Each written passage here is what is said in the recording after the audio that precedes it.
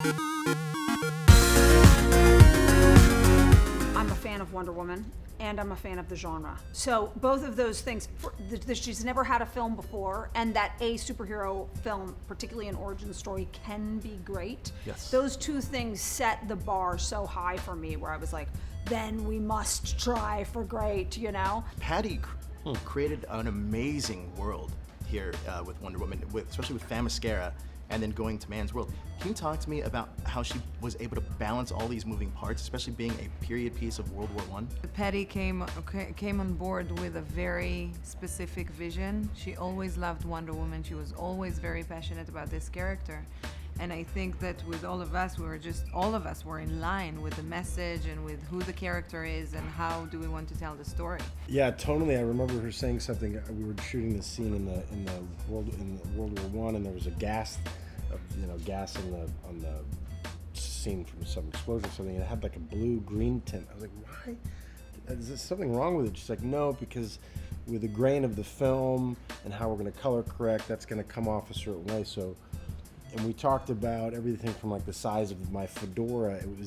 She mentioned Dick Tracy, like tonally where it's real, but it's heightened just that like nth degree where you know it's not real, but it's still real. I think it's fascinating, and that was Patty Jenkins' original concept that she expressed to me, was that we think that Diana, Wonder Woman, is fighting against Ares, right. but actually mankind I thought that was... is just as evil. So that means we have to be introspective and look within ourselves and examine what that means.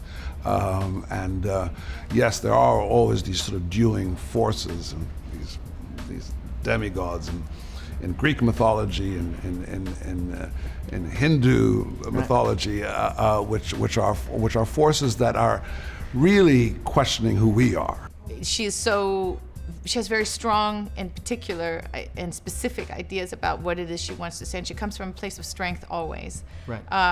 And so when you're dealing with someone like that, you feel absolutely free to be vulnerable, to be creative. The general message of the film, I mean, could mean a lot to a lot of people, because Ares isn't essentially, he's not the warmonger that he's made out to be. It's all about mankind. So in your opinion, what do you think the general message of this film is?